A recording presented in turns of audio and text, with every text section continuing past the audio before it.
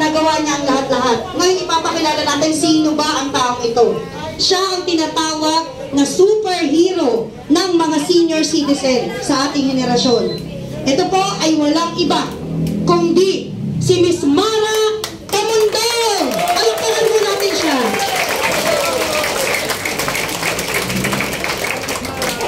Magandang hapon po sa inyong lahat! Nakita nyo naman, ang galing natin mag-practice ngayon kasi kailangan. Talented tayong lahat, di natin masasabi ang panahon. Pero magandang hapon po muli sa inyong lahat. Ako po ay natutuwa sapagkat nabigyan ako ng pagkakataon ngayon na kayo po ay aking makilala, makadaupang palad. Nagulat ba kayo? Isang maliit na Mara Tamundong pala. Pero nakita niyo naman po. Actually, yung pinakita ko pong mga video sa inyo, yung mga footage ng mga nagawa ko ay iilan lamang po yan. Dahil sa dami ko na po talagang napuntahan, halos 3 taon na po na ako ay bumababa sa bawat barangay, umiikot sa kabuuan ng Maynila, lumalabas pa outside Manila, nakapunta na po ako kung saan-saang lugar, probinsya, sapagkat pinopromote natin at tinutulungan po natin ng National Commission of Senior Citizen para sa online registration po ng mga senior citizen natin. Inaantok po ba kayo? Ayan ang maganda sa lahat, yung hindi inaantok kahit na mahaba yung video. Gusto ko lamang pong sabihin sa inyo na ako po talaga, dahil ipinanganak at lumaki ng San Andres, Bukid, Maynila, kahit ano pong awat sa akin ng iba, kahit na awatin po ako ng barangay bumaba, ay hindi nila ako maawat. Dahil iba po talaga kapag dito ka ipinanganak. Matatakot ba nila ang isang San Andres, Bukid, Maynila? Matatakot ba nila ang isang tao na ang gusto lamang makatulong, makapaghatid at makapagbigay pag-asa sa ating mga kababayan? Siyempre, ito na rin po yung panahon para tayo naman ay magkaroon din ng tinatawag na kaginhawaan kahit paano. Paano po ito mangyayari? Mangyayari lamang po ito kung bubuksan natin ang ating puso, bubuksan po natin ang ating sarili sa mga tao na kailangan po talaga nating tutukan. Actually, hindi naman po ako nakatutok lamang sa mga senior citizen. Kung hindi ako rin po ay tumutulong sa iba't ibang sektor po at sa iba't ibang tao, like yung mga head of the family, yung mga katulad po ninyo na naghahanap buhay araw-araw. Maniwala po ba kayo na sa San Andres, Bukid, Maynila, dahil maraming mga pila po dyan sa Onyx, sa Dagonoy, doon sa Estrada, meron po yan sa Topacio, meron yan doon sa Pagtawid sa kabila. Lahat po ng mga nagsasidecar po dyan ay aking kaibigan. Bakit ko po naging kaibigan? Kasi nakita ko po na ang hanap buhay ng mga kababayan natin na nagsasidecar lamang ay maliit lamang. So kahit na konti lang po yung lalakarin ko, pupunta lang ako sa isang kalsada, magsasidecar po ako. Para lamang makatulong, makadagdag sa hanap buhay. At naging close po ako sa mga ibang nagsasidecar dahil nga, syempre, kapag minsan, di ba, may pasahero ka, tapos friendly pa yung nakasakay, makakakwentuhan mo. Naku ate, alam mo ba, wala akong pambiling gatas ngayon kaya naghahabol ako kasi yung gatas ng anak ko, yung Bear Brand, hindi ako makabili kasi wala pa akong boundary. So, ibig ko sabihin, hindi po yan kwento na dahil naisip ko lang, kundi talagang totoo pong nangyayari. Kadalasan po na high blood na po yung sidecar na sinasakyan ko. Sinasabi ko, tay, kaya mo pa ba? Kasi kung hindi, tumigil muna tayo para makainom ka ng tubig, bibilang kita ng gamot. Minsan may mga sidecar po na umiiyak na lang. Sabi niya, alam mo ma'am, sa totoo lang, ang hirap talaga ng buhay namin. Kaya lang, mas maigi na po itong may hanap buhay kaysa naman wala po ako mapagkunan. Kaya kahit nakatiri ka ng araw, umuulan, talagang tinatangkili ko po yung mga sidecar. Maniwala po kayo, mas pinipili ko pa pong sumakay ng sidecar kaysa mag-taxi. Lalo na kapag umuulan, di po ba sa Robinson, Maynila, dito sa SM Manila, di ba minsan syempre, sakay na kayo, dito na lang kayo. Yun po ang sinasakyan ko. Kaya sasabihin po ng mga iba, ma'am, pwede naman tayong mag-taxi, talagang sidecar pa. Ay hindi, kasi mas bibigyan ko na lang ng malaking bayad yung sidecar. Kasi alam ko yung hirap, napapawisan, natutuyuan, nababasa. So dapat lang, na ang puso po natin, buksan natin, ang paa natin, itapak natin sa lupa. Kahit na ano pong mangyari, kahit na umunlad tayo, umasenso tayo, bigyan tayo ng maraming biyaya, hindi po natin kailangang kalimutan na tayo po ay tao. Katulad ko po na ang dinasal ko lamang nung panahon ng pandemya na mabigyan ako ng paraan para ako po ay makatulong. Dinala po ako dito ng Diyos para makatulong. Imagine, hindi naman po ako politikong tao. Hindi ko naman din hinangad pumasok sa politika. Sabi nga nila, sakit ng ulo, gagastos ka pa. Pero lahat po ng bagay ay may magandang dahilan. Naniniwala po ako talaga dyan. Dahil ako po, nang pinasok ko ang politika, hindi ko po inisip na ako ay mananalo. Kung hindi, gusto ko po tignan ano ba talaga ang sitwasyon ng mga kababayan natin. Bakit ba hindi nalulunasan ang kahirapan? Bakit hindi nasusolusyonan yung mga problema? Katulad po ninyo mga sidecar. Kadalasang problema nyo, wala kayong terminal. Wala kayong lugar.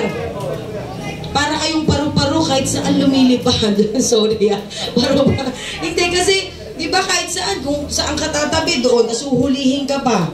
Alam niyo po ba, minsan ako pa nakikipag-away sa pulis kasi, di ba kapag ka sa mga highway, bawal na tumawid dyan kadalasan? Ay, hindi, ako may dahilan. Ako ang, ako ang pagalitan nyo kasi ako talaga yung nagtulak na ihatid ako dito.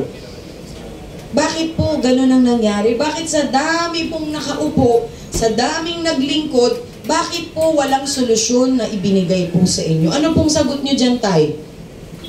Sa tingin nyo, Tay, ano ang nakikita nyo na dahilan? Bakit terminal lang, di pa kayo mabigyan? Bakit hindi kayo mabigyan ng benepisyo? Hindi kayo mabigyan, matulungan na magkaroon kayo ng PhilHealth, na kayo magkaroon ng SSS?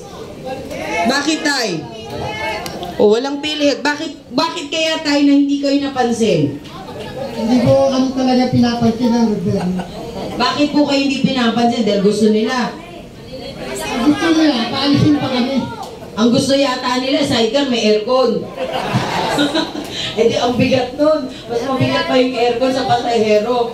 Bakit po kaya? Bakit? Dahil hindi sila bumababa. Dahil hindi po kayo nilalapitan para kausapin. Dahil hindi nila nararanasan na maghihirap. At hindi nila nararanasan na itapak ang kanilang paa sa lupa. Yan ang katotohanan. Eh mahirap naman, mga multo ata sila, nakalutang lagi. Kaya hindi natin maabot. Paano mo masasabi na maglilingkod ka kung yung sarili mo hindi mo ibababa sa tao? Tapos ngayon, aawatin nila ako, sasabihin nila, nagpapasikat ako dahil tumutulong daw ako sa mga senior citizen? O bakit hindi sila ang gumawa kung talagang gusto nilang maglingkod? Bakit kailangan ako pa ang bumaba? Ngayon, gusto kong tulungan ng mga tao, aawatin nila. Katulad po ngayon, may nag-report sa akin na yung isang konsehal dito, kanina kasi may accreditation po dyan sa City Hall ngayon, yung konsehal, nilapitan yung isang leader ko at ang sabi, pwede ba huwag niyo natulungan si Mara Tamundong? Ibang klase talaga, di ba? Bakit daw? Kasi hindi sila mananalo sa susunod na eleksyon. Kinakabahan sila. Mga siraulo pala sila eh. Eh bakit hindi nila sabihin sa pagmumukha ko yan nang talaga namang makatikim sila?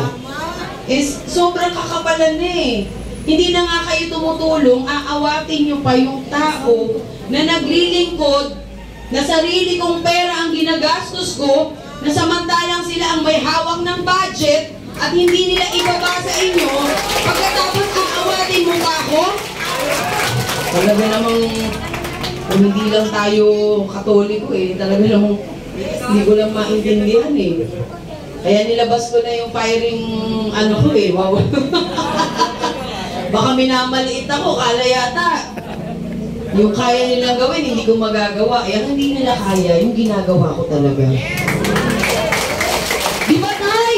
Gusto mo ba magkaroon ng PhilHealth? Gusto mo rin ng babae? Ay, joke lang. Gusto mo magkaroon ng SS? Sino po may SS dito? Actually naman, ang senior citizen, automatic yan. Pag tumutong ng senior, automatic member ka ng PhilHealth. Kasi kung ano man yung hindi mo na ibigay na kontribusyon, pag senior citizen ka, automatic gobyerno na magbabayad para automatic PhilHealth member ka. Kailangan lamang, syempre, ma-guide din po kayo ng maayos. Ano po ba ang makukuha ninyo as PhilHealth member? Ano po ba ang maitutulong sa inyo ng gobyerno? Siyempre, bukod sa PhilHealth, bukod sa SSS, dapat yung mga sidecar na sobrang lumang-luma na yung dinadala nila, dapat tulungan naman kayo na may paayos yung inyong mga sidecar. Gusto naman kung yung kalsada nga, bungkal ng bungkal na walang katapusan, baka may kayamanan sa ilalim, hindi nyo kasi tinitignan. Baka nandyan yung gold bars. O diba? Eh sa St. Anthony pa lang, every year binubungkal yan Sisirain, tapos gagawin. O diba? O. Sisirain, gagawin. Eh paano na po tayong mga buhay? Paano na tayong may mga nangangailangan na kailangan pakainin ng pamilya, pag-aralin ng anak? Paano na po tayo? O gusto na nila, mamatay na tayong lahat. Eh ang katwiran ko po ganito, empacho na kayo, ayaw nyo pang ibigay sa iba. Di po ba empacho na tawag dun sa lahat, ikaw na lang makinabang? Eh, kulang na lang, lumabas na sa tenga sa ilong mo kinakain sa sobrang kabusugan. Eh, bakit hindi nyo maibaba ang pondo? Bakit hindi nyo mabigyan ng totoong programa ang mga tao? Di ba, Tay? Yes! Eh, gusto ata nila, humawak pa tayo ng itak. Hindi, joke lang. Yung itak ng pagmamahal. Alam po ninyo, ako sa totoo lamang, nilalakasan ko lang po yung loob ko. Kasi during the time na ako po ay bumababa, gusto ko sana tahimik lamang po yung pagtulong ko. Kasi sabi ko nga, nung nakita ko po ng campaign, nung ako ay nangangampanya, bumababa sa lahat ng barangay, sabi ko, hindi ko matitiis na hindi ako bumaba pagkatapos ko pong makita yung katotohanan. Kaya right after election, bumaba na po ako, nagkaroon ako ng outreach program, food feeding sa mga kabataan. Sa isang araw, pumupunta po ako sa 12 hanggang 14 na barangay. Imagine, from 6 a.m. hanggang 12 midnight, ako po ay nasa kalsada. Ang pinapakain ko po ng mga kabataan ay nasa 3,500 na mga bata. Plus, bawat barangay, mga senior citizen, inaabot ng 100 kada barangay. Lahat po nang yang ginampanan ko dahil sabi ko, gusto kong makita ng mga tao na mayroong pa rin totoong tao na pwede po talagang tumulong sa atin. Ang kailangan lang po natin gawin, kapag natagpuan natin ang tao na yun, kailangan yakapin din po natin at mahalin natin ang kanyang ginagawa. At syempre ako, in return, gusto ko po maramdaman ninyo na mayroong pong puso ang isang maglilingkod dapat. Na mayroon siyang damdamin. Hindi lamang dahil mahirap ka, hindi lamang dahil may pera ka, kundi kailangan mo ng tulong, kailangan nating magtulungan, kailangan magkaroon tayo ng totoong pagmamalasakit sa bawat isa. Wala na pong mangyayari sa atin kung hindi po natin to aayusin ngayon. Sapagkat ang maapektuhan po dito ay mga anak natin at mga apo. Kung sa tingin po ninyo ngayon, kayo ay nahihirapan, sa tingin ninyo paano po kakayanin ng mga susunod na henerasyon? Sabi nga ng anak ko, Mami, di ba tapos na yung eleksyon? Oo, anak. Eh, bakit ka lumalabas pa, Mami? Napapagod ka lang. So, pinaliwanag ko sa aking anak na itong ginagawa ko ay para makatulong dahil gusto ko lumaki rin po sila ng maayos na yung paglabas nila ng tahanan, magkaroon din sila ng magandang pananaw sa buhay. Kumbaga sa akin po, talagang binigay ko na po yung buong puso ko at kaluluwa ko para lamang makatulong kahit paano magkaroon tayo ng magandang kaisipan pa rin para sa lahat. At yung programa na dapat mong ibaba sa inyo, kailangan talagang ibaba. Kaya imaginein po ninyo kung ilang barangay. Kasi ang budget po, kung sino po ba yung mga senior citizen dito?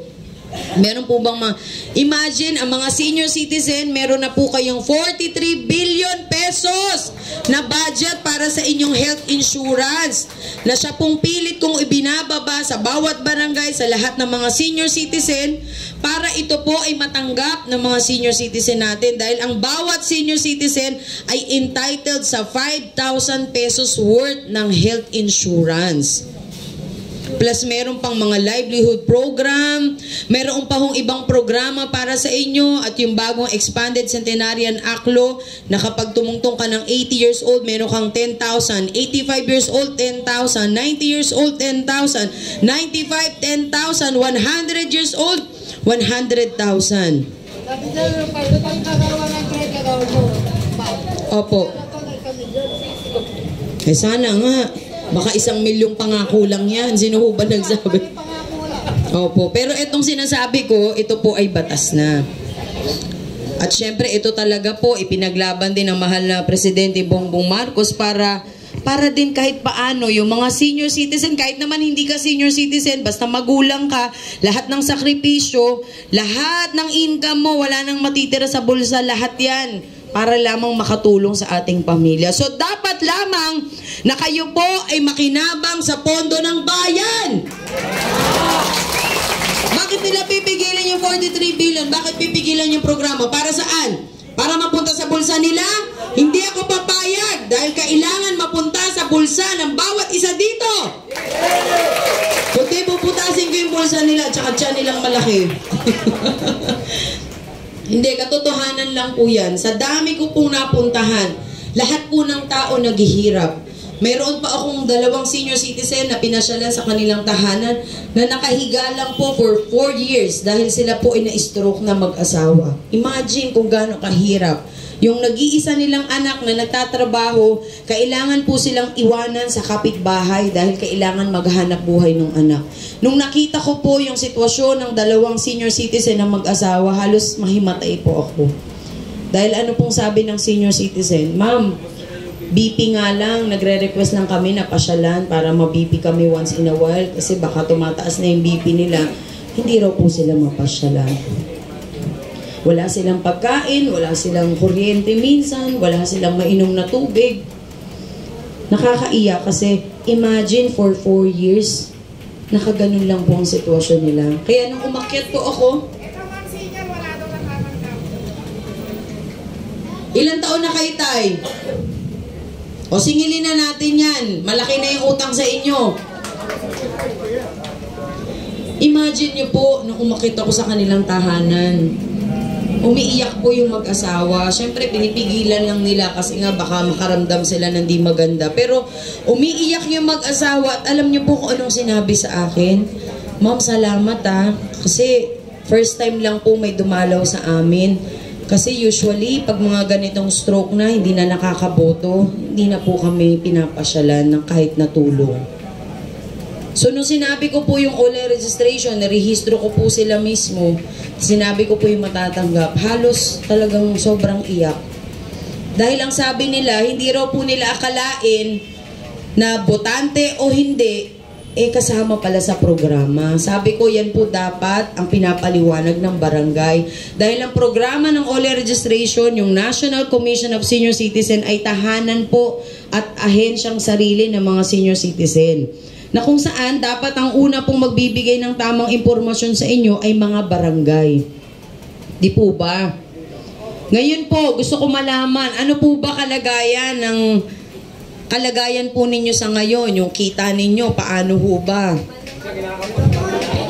Sige po. Sige, pwede po kayo magsalita. Asan ang isang microphone? Tara, lapit po kayo dito na. Hindi, kasi gusto ko marinig. Dahil ito na rin yung pagkakataon natin na marinig ko rin po ang inyong side. Sige na, dito ka. Pasensya na kayo Miss Lisa, yata ako namumula kasi ako pag naiinita. Kayo po. Totoo lang po, mga taga-Baseco po, ma'am. Kasi sa Baseco po namin, sa Eman po na po, nagkaroon po ng talagang problema. Nagkaroon po na kasi ng 2 presidente. Pero po, ang pinakalihit ng presidente is Presidente si Marty Lasgo. Ngayon po, mayroon pong umagaw. Ma'am, sa totoo lang isang presidente. Ang laki po ma'am, kasi po, nauwi po sa piskal. So, ibig sabihin, nahinto po yung trabaho niyo? Paano? Ginipit po kami ngayon ng, sa requirements po ma'am.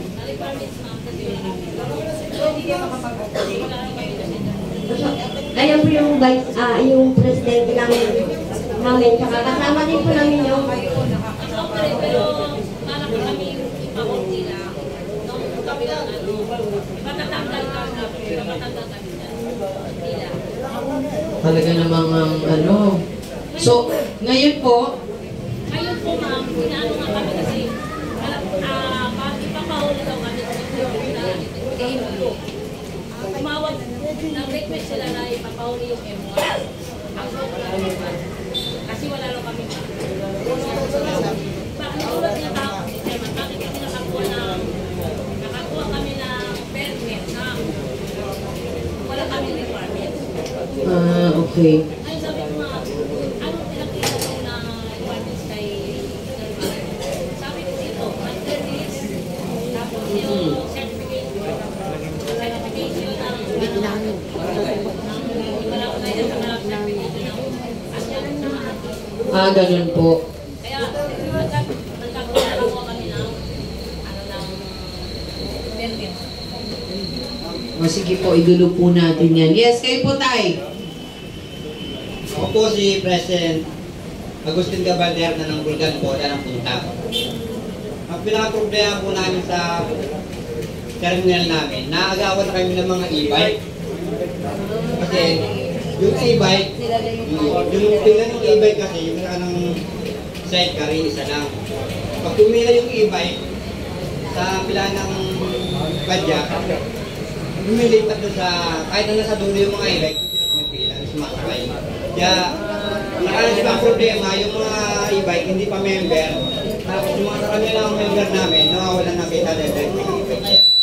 Yung mga hindi naka-rehistro, yung mga hindi naka-rehistro ng padyak, kaya pakto natin sa Edgar Boy, yung mga hindi naka-rehistro, nagpuumilit na pumila ron at nakikipagbuhayan pa, di ba? Sama nakikipagbuhayan pa sila. Tapang pa. Ngayon, hindi mo tayo palaway, ang ginagawa ko na lang, pakisamahan natin para kumita rin. Kaya lang, ang problema nga namin, nang bubuhayan na, bukod na lang magbuhayan, nahihigman lamang. Yun ang pinaka-problema ko sa lahat. Kaya gusto ko magkaroon na maayos. May sarili kami terminal, binigyan sa amin terminal. May pila sila, pero pag nakapila na sila, may mahanap ako na. So, bali, ang kinikita nyo, napabawasan na. Kasi syempre, yung mahaba yung pila, tapos sila pa yung masinasakyan. Oo. Oo nga. Yes, ano po? Mama, problema pa kami sa Baseco. Kasi yung may problema po kami sa Baseco. Yung aming Vice President po, ito po, pinupok po nila. Ha? Pinupok po. Ito po, ma'am. Oo. Ngayon, inano namin sa Lupon, ma'am. Nakatatlong hearing na sila sa Lupon. Sa barangay, doon Opo, sa ma'am. barangay Opo, po. ma'am. Hindi pumayag ito, hindi nakipag-arigluhan. Hindi nakapag- Ngayon, ang gagawin namin, ma'am, sasampa ng kaso sa CTO. Bakit po siya binugbog? Pati sa pina, kaya magkaliwa na sa pina. Dahil po sa pilahan nila ma'am, tapos kami po ay sinisingil na ng utaw, 20-20. Kami, wala kami, dahil dalawa ang Grupo. Nagalit po yung enforcer na sa akin, at saka binantaan ako na, na marami sila, basagin ng mukha ko. Nakita ko po, gumamit siya ng bakal. Yung tawag doon, finger, ano ba yun? Four finger. Ito pong pizza 20 lang po ito nung February. Pagkatapos ako pang binaligtad nila sa Sa barangay. nila. So, ibig sabihin, kinakampihan pa ng barangay. Ngayon, ma'am, hindi siya makapaghanap buhay. Sinubukan niya magpadya. Hindi siya makapagano kasi hinahihilo siya. Kaya sabi ko, huwag ka muna magpadya. Oo, kasi may effect yan. Siyempre, kung malakas yung impact. Ngayon, ginagawa namin, ma'am, nangunguliksyon kami bawat isang sa grupo namin ng kahit 10 piso. Bawat isang grupo namin. Ngayon, may nagbibigay naman. Ang ginagawa namin, halimbawa, makakoleksyon kami ng 250. Binibigay namin sa kanya. Para pag mayroon pang budget siya. Kasi walang-wala talaga. Ako rin kuminsan, pag mayroon din akong nakaano ko sa pera, may sobra-sobra, binibigyan ko rin siya para Kasi hindi nga kunting to. nakakabiyahe. Oo nga. Kasi nakakaawa nga kami. Naawa talaga ako sa kanya. Kaya yun ang inaano ko. So, hanggang ngayon, nahihilo pa po kayo. Bakit nang sinuntok po kayo, bumagsak ba yung ulo nyo? Or, Pinalo po. Ha? Pinalo ng ano po?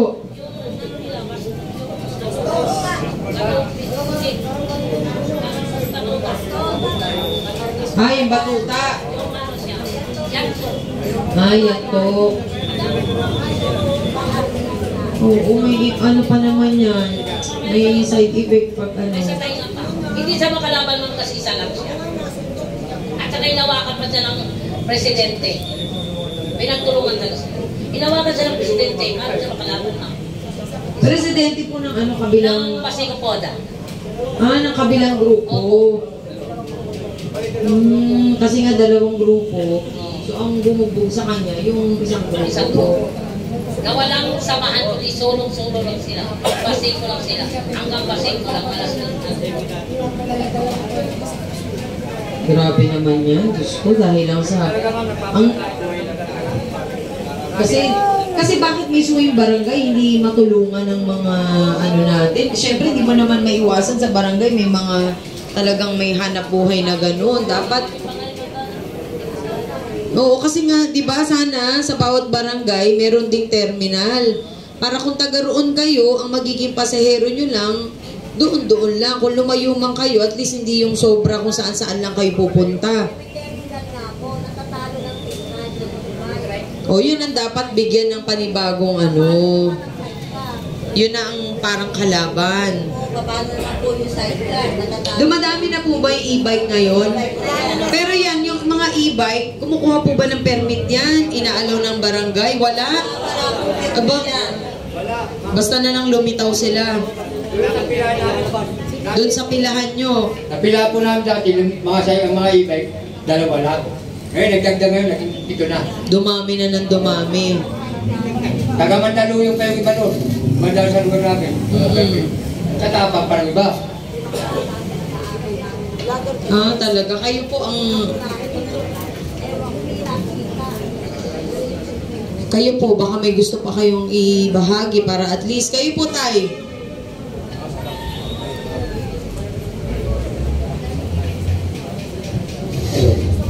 Ano na po ako, 65 na po ako, ma'am. Sa April. 65, opo.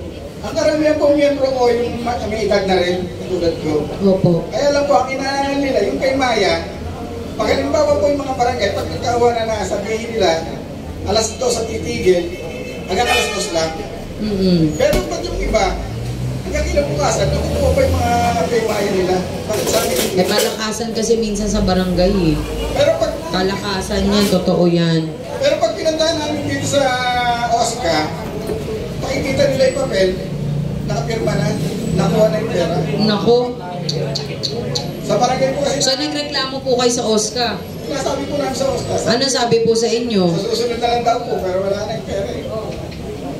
Sabihin nyo, napirmahan na nga ito, tapos sa susunod pa. Kailan susunod? Yung susunod na bayaran ulit. Susunod na bayaran. Hindi, kasi alam po ninyo, sa totoo lang, marami din kasing, marami din problema, may mga kanya-kanya. Ang dapat talaga kasi ang mga nakaupo, yung katulad na may mga, syempre, konsehal, may congressman, yung mayor, dapat talaga, yan, tinututukan yung mga ganyang problema. Kasi, unang-una, ang laking effect po niya, lalo na kung yung hanap buhay mo o yung benepisyo mo ang nakasalalay na hindi mo makukuha. At tulad po niya yung, naging problema ko rin po sa pilahan namin yung tricycle at saka yung padjak. Ginawa ko po dyan, para hindi na sila nag-aaway, isang pila na lang. Para rumble-rumble na tayo. Ay, hindi po. Bahala na gang, rumble-rumble na to, sama-sama tayo. Ang ginawa ko lang po doon, kung sino yung nasa unahan, doon sasakay ang pasahero. Siyempre, kaya nga pila eh. Dapat kung sino yung sunod-sunod. Sa Opo. awan po na Diyos, 5 taon na ako presidente ron, pati yung mga bentos, maraming maging miyembro ko. May presidente na rin ako ng bentos, kasi order sa ano. Hindi, parang sinasabi na ho ng barangay, ikaw naman problema sa lahat, bahala ka na. Kaya nga lang, wala kayo sahod, volunteer lang, kayo pa ma-stress, ano? Simula po ng 55 hanggang 48 po ang hawak ko. 8 barangay po. Wow, galing naman ni tatay, 65 years old. Isang order. Hindi, kailangan po yan, maidulog yan, kung hindi barangay, doon mismo sa City Hall talaga. Para magkaroon din ng kaayusan, hintayin nyo na akong makaupo, sigurado may solusyon kayo. Thank you po. Yes po. Siguradong may solusyon, hindi pa kayo nakakatulog. Bago pa kayo matulog, may solusyon na kaagad. Kasi dapat ganyan. Porket hindi sila nagugutom, wala na silang pakailam. Porket hindi sila apektado. Naku, Diyos ko. Si Superman, joke. Yan ang kanya, yan po itsura nyo noon. Nung na ano siya. Ay, ang grabe naman.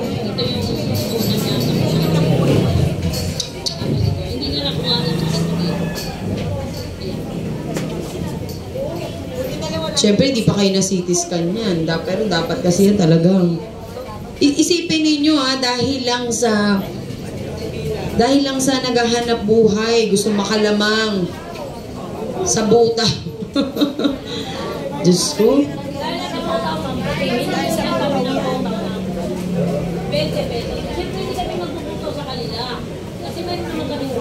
Oo nga. Ba, hari ng tondo pala yan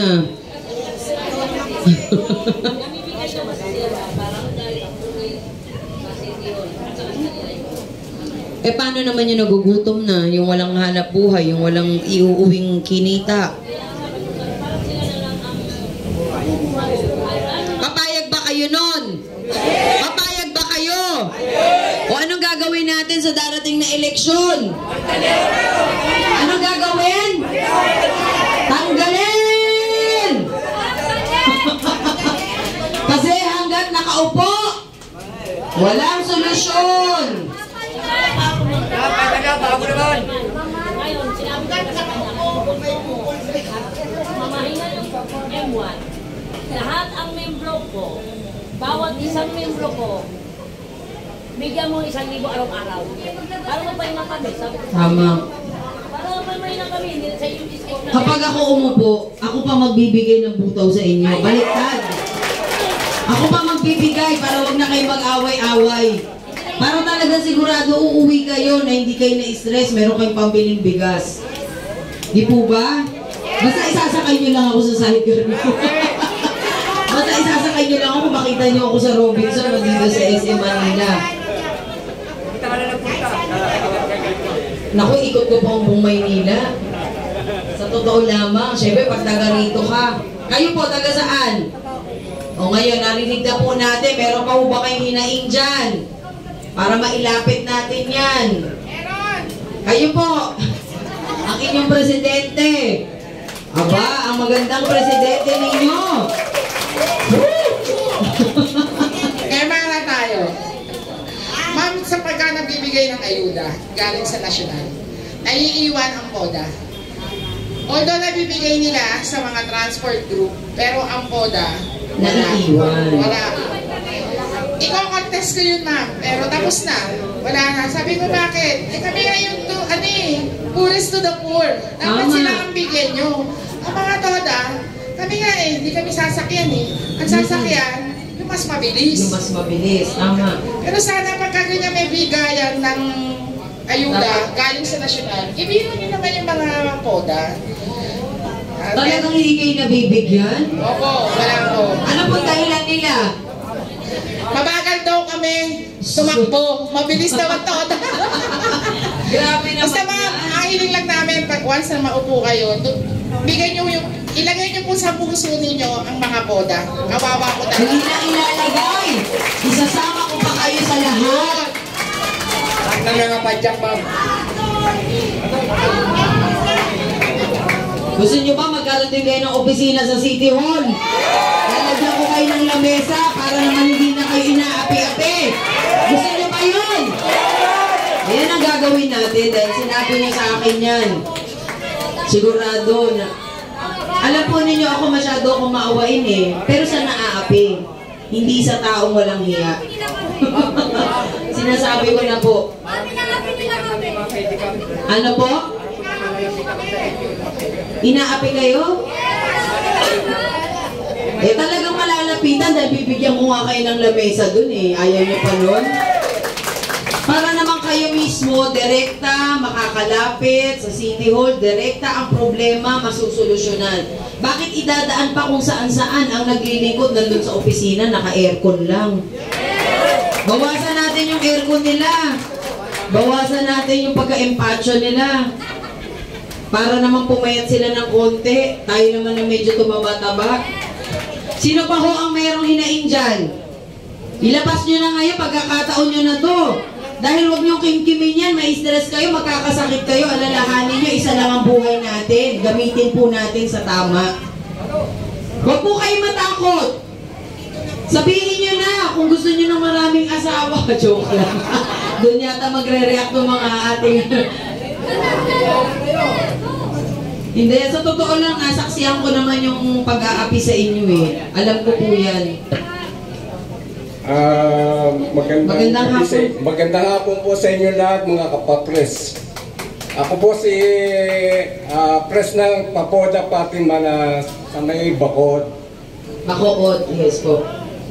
Meron po kaming isa-suggest kung pwede. Sige po, isuggest nyo ngayon.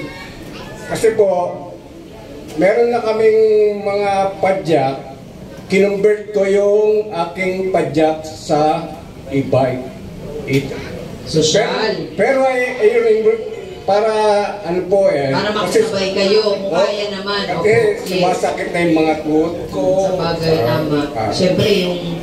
Papakita ko lang sa inyo yung picture. Sige po. Paano kinonvert sa e-bike? Sa e-bike, yung sidecar.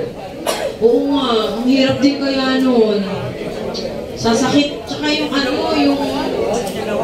masakit sa binti. Pinupulikat na kayo, Siyempre, sa sa pasma, sa pagod.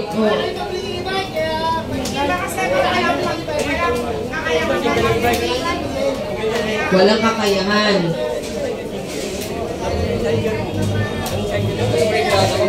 Okay na po, tingnan natin. Ayan po yung sidecar nyo. So, pinalitan nyo ng motor. E-bike po yan. Ayan ang pinalit. Okay. Opo. Itinugtong nyo dun sa, sa sidecar. Dati nakakalagay, kaya gano'n. Ito yung e-bike. Ito yung e-bike. Oo, siyempre pag may edad ng konti. Kaya nasabi ko, kung matutulungan yung mga senior citizen na. Kaya yun na lang yung mga senior citizen daw na hindi na kayang magmano-mano. Ayan maliit lang yan. Maliit lang yan. Gusto nyo ng pambili. O di po 9,500 po ang cash niyan. Wow, maliit lang pala. 9,500.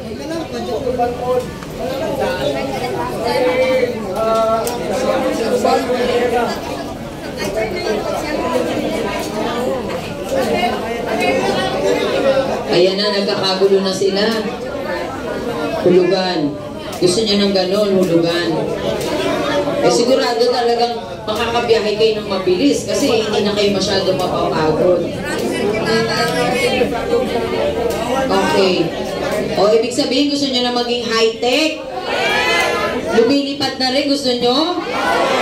Para makarating na rin kayo sa Bicol, sa Davao. Hindi, kung ganyan po, ako naman open ako sa mga programa. Hindi naman natin pwedeng magicin lahat, pero at least, lalo na yung mga senior citizen na talagang hirap na. Actually, alam nyo, nung araw kasi dito sa PICC, di ba merong bike dyan, may sidecar. Nagsa-sidecar po ako. Kasi ini-imagine ko, ano kaya feeling ng sidecar? Ang hirap pala. Lalo na pagka bumapatid pa yung pedal, ay yung kadena, tapos pag naputol, sabi ko, Diyos ko, hindi ako makakarating sa bahay nito pag ganito yung sitwasyon, ang hirap. Kasi nga po, nung bata ako, mahilig na ako sumakay ng sidecar. Kasi parang feeling ko convenient, parang yung upuan ko umaandar. Parang kumupo ka lang sa bahay, tapos umaandar siya. Yun ang imagination ko po nung bata ako. Kaya kapag pupunta kami ng PICC, ang mga kapatid ko, mga single bike. Pero ako lang po bukod tangi ang may sidecar. May sidecar na dala. Kasi meron po dyan sa PICC, yung mga, minsan yung mga namamalimos, sinasakay ko, ihatid ko po kayo dun sa kabilang kanto. Natutuwa kasi ako dahil nga, parang feeling ko, may pakinabang yung ginagawa ko. Siguro swerte lang po ako dahil ganun nga ang aking mentalidad, ganun ang aking kaisipan. Pero madali lang po yung gusto ninyo dahil unang-una, Kung alimbawa, katulad ng sabi ni nanay, ano pong suggestion nyo? Gusto ko po ang suggestion ko, hindi na mahirapan yung mga nagpapadya, bigyan tayo ni Miss Mara Tamundong ng hulugan na e-bike. Ba't parang hindi po walakpak lahat?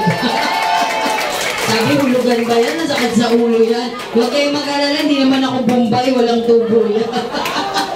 Mahirap lang naman maghulog kapag 5-6 pag Bombay. Kasi bago ka naman talaga makahulog, mas nabayaran mo pa yung interest. Gusto niyo po ba yan? Kung po ko dyan, meron pa kayong PhilHealth, meron pa kayong SSS. Pag gutay-gutay na katawan nyo, pwede kayo magpa-check out. Bibigyan ko kayo ng libre sa mga health center. Hindi, totoo lang, ang hirap po ng trabaho ninyo. Karamihan ng sidecar na kilala ko, pumapayat. Kaya po nung bata ako, gusto ko yan din para pumayat ako kaagad.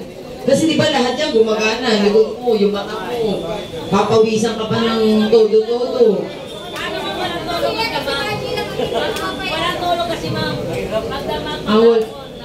Sobrang nagtatrabaho.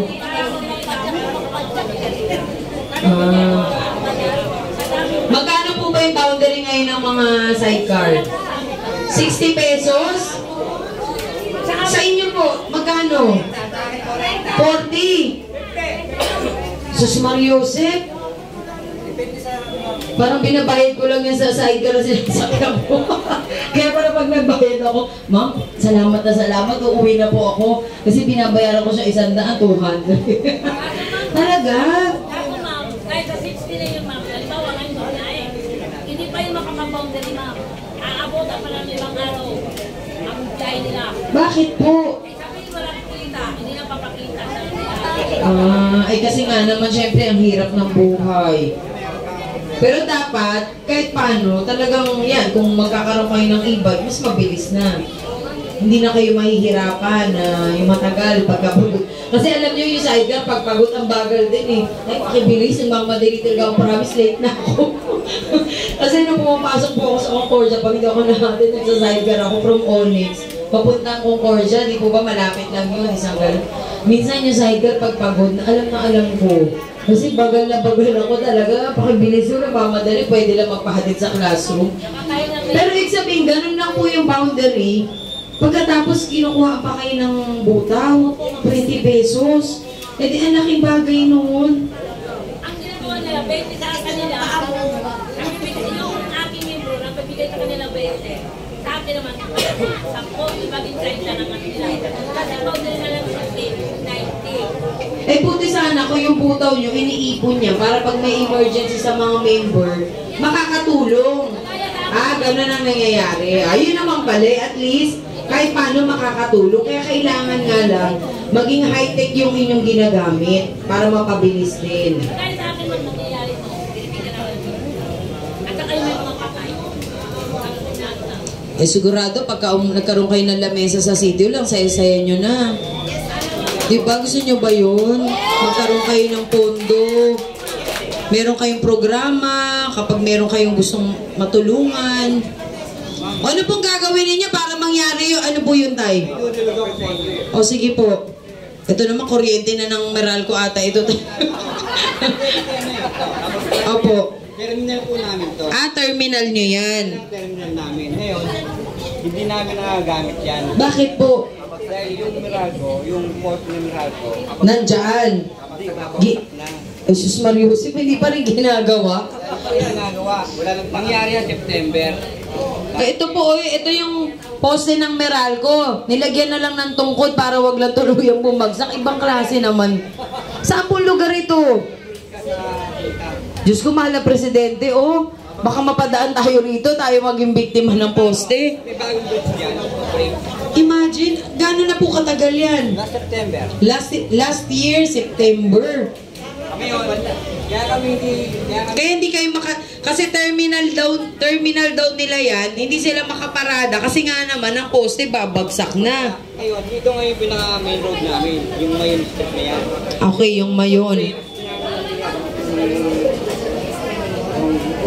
Okay, ay pasok yung mga umuwi na uulanan dito po kay siksika na lang tayo. nagtatayo dyan. So ano nangyari? Hindi pa na-i-report sa Meralco? Report na yan, kaya lang matagal, lalo ko na pala Sus Mario, pagka ganyan, emergency yan. Kasi pagka natumba yung Meralco na poste, magkikreate pa to ng sunog. At the same time, makaka-aksidente pa. So bakit ganun? Bakit hindi inaaksyonan? Baka naman gusto nila pungkalin na rin. Isa pa rin yung pagbubungkal. Kasi nga naman, walang budget kung aayusin lang yung poste. Dapat bungkalin na rin yung kalsada. Diyos ko, ano ba naman buhay natin nito? Ano ba talagang dapat nyong gawin? Para nyo ng awa. Pag ako tumakbo, ikampanya nyo ako na wala na kayong ganitong problema. Ibang klase naman to. Gusto nyo ipaayos ko na ngayon yan? Isira ko yan. Ako anong gusto nyo sa tingin nyo na mas makakatulong sa inyo? Kayo pong tatanungin ko. Ano pong gusto nyo takbuhin ko na sa tingin nyo mas makakatulong sa inyo? O tara na! Grabe naman yung poste lang. Dito kaya sila pumarada, yung mga taga dito na lang tumabi. Sigurado kayo dyan, lahat ng mga tawa ko yan, isa lang ang namin dyan. Ayaw ko. Subukan yung pumasya sa lugar na nakakatakot na po yan. September pa, nako. Paki-ano nga nyo, ito, ano na dito sa Meralco. Imposibleng hindi aksyonan ng Meralco yan kasi emergency yan. Dahil yan, kapag bumagsak, magkakos ng sunog, mapapatid yung mga kable, pwede pang may matumbahan na tao, mamatay. Bakit ganun? Wala na nagpapagod po. Siguro, alam nyo, ano sa tingin ko? Siguro, nung nireport to, kailangan doon ng 10 million pesos na budget. Ganun kalaki, kaya matagal ang yun na nga, yun ang ano doon. Kaya talagang hindi po kayo pwede tumabi dyan kasi masyadong risky yan, delikado po yan. Ano po yung hinarang nila? Sino nagharang nito? Sus Mario, ibang klase doon. Yung Meralco pa nagharang, hindi pa inayos, imbis na ayusin. Inayon na nila yung isang poste kasi iiwanan nila. Dalawa ng poste. Grabe naman, hindi ako makapaniwala. Akala ko.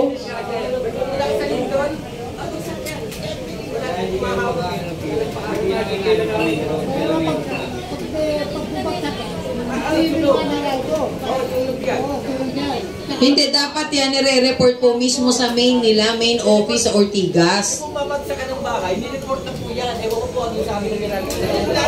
Baka nag-aantay ko ng makadisgrasya. Diyos ko. Gawa ni Mabate. So iyan, bagong daan po yan. Footbridge? Oo, yes, opo na, alala ko na yan. Oo, nakakadumadaan po kasi ako dyan. Ano ba naman yan? Tsaka dapat po sa totoo lang, yung mga sidecar ninyo, for example, nag-i-e-bike, kahit pa paano, dapat meron kayong magandang kasuotan, may protection ng inyong katawan, meron kayong gadget, meron kayong waist, sabi naliligaw. Hindi, dapat meron kayong, yung kasuotan nyo, yung protection na, for example, naka-long sleeve kayo, pero kahit sa gabi, magre-reflect siya para maiwas din kayo na makikita kahit halimbawa, nagpapahay kayo ng gabi. O for example, sumabay kayo. Dapat merong ganon. O gusto nyo rin ng ganon? Gusto nyo, syempre, proteksyonan nyo sarili nyo. Pag may nangyari sa inyo, paano yung iiwanan yung pamilya? Buti sana kung nakapag-last will and testament na kayo. Hindi, totoo po. Kailangan, yun ang napansin ko rin. Kailangan, meron kayong kasuotan na protektado ang inyong katawan. At saka nakikita kayo sa gabi, di ba yung mga nagbabike nga, nagmumotor, automatic meron silang kasuotan. Dapat kayo, meron din po kayong gano'n na suot na protection.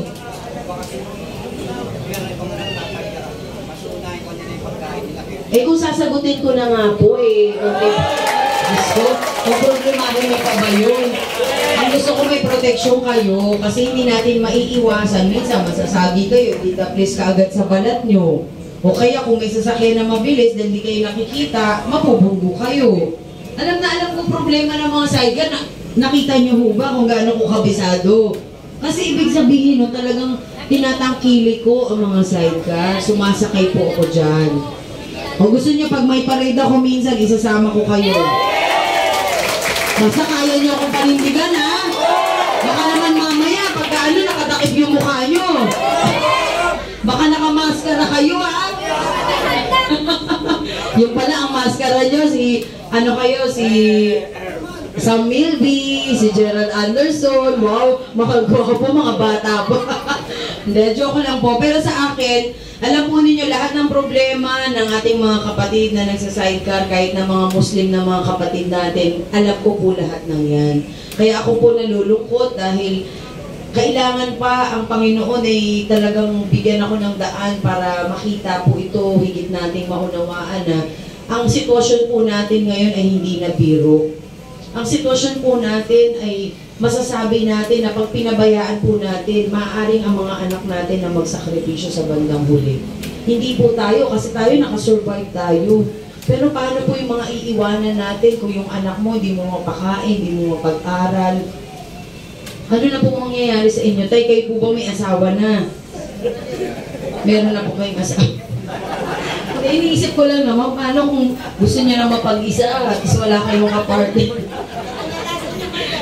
Iba pa rin kasi syempre merong asawa na may kapartner. At least kung meron kang gustong sabihin na hindi mo nasasabi sa kasamahan mo, meron ding mag-guide sa iyo, meron ding magbibigay sa iyo ng moral support. Yun po yung ibig kong sabihin na kailangan po natin ng bawat isa. Tayo po ay inilikha ng Panginoon na tayo po ay magkakasama para kahit anuman po ang pagdaanan natin, makayanan po natin kasi magkakasama tayo at mas mapapadali. Nadagdagan ng programa nyo, meron na kayong tinatawag na costume, hindi costume, protection. Makakapag-loan kayo ng walang interest para magka-e-bike kayo. Meron kayong PhilHealth, may SSS kayo. Meron pa kayong table sa City Hall. Ano pa ho ba hihilingin nyo? Libreng gupit. Wala na ho yan, laos na yan. Kaya-kaya nyo na sagutin yan pag may lamesa na kayo doon. O libreng ano po? Libreng Zumba. Hindi nyo na kailangan yan. Kasi for sure, pag kayo kumita na ng pera at maayos ang programa, sa bahay pa lang nagsusumba na kayo sa sobrang tuwa nyo. Ano pa kung gusto ninyo mga libre na ginagawa nila? Ang kailangan po nating ibigay yung programa na makakatulong sa ating pangkabuhayan. House and Lot? Ay, House and Lot? Pabahay, yun na nga. House and Lot, gusto nyo rin? O lalo na ngayon, ang mahal na Presidente Bongbong Marcos nakatutok sa mga pabahay. Dapat meron po kayong access na kayo ay makapag-apply na magkaroon ng pabahay. Hindi po yan totoo pinipili. Kung lumapit kayo sa barangay, yun, baka pinipili. Pero kung lumapit kayo mismo sa ahensya, hindi po yan pipiliin. O ano pong gusto ninyo, yung mga lupain ng ating Maynila?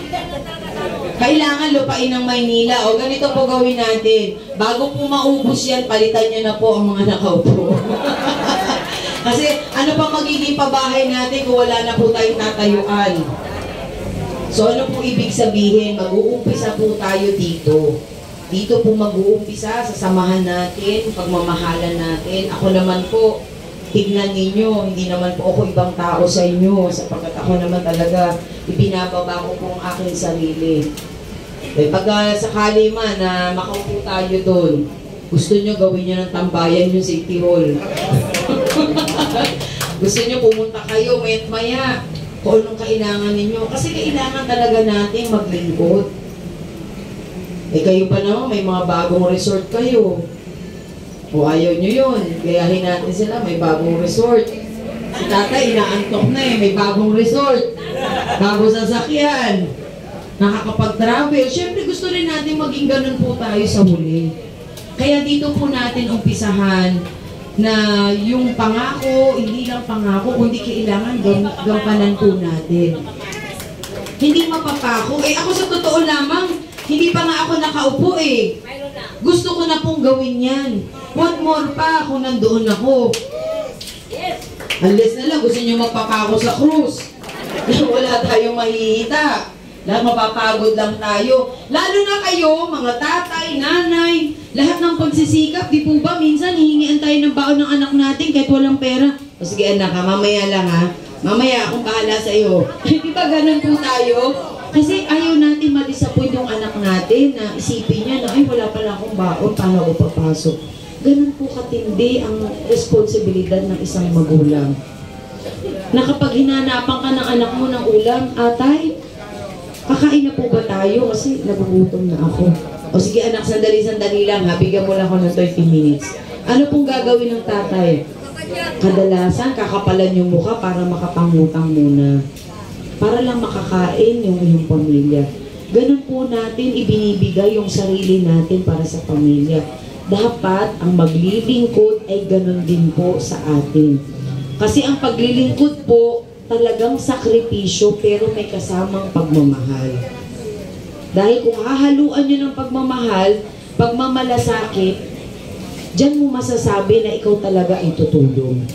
Kasi kung hindi mo mararamdaman sa puso mo yan, baka yung sinabi mo, nakalimutan mo na kaagad. Ganyan po ang nangyayari sa atin.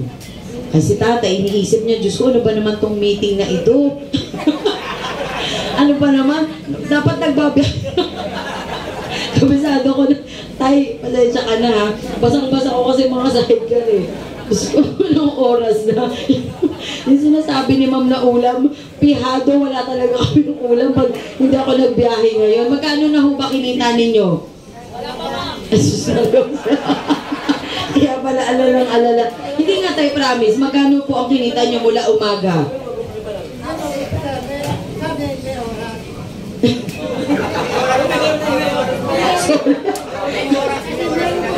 may oras.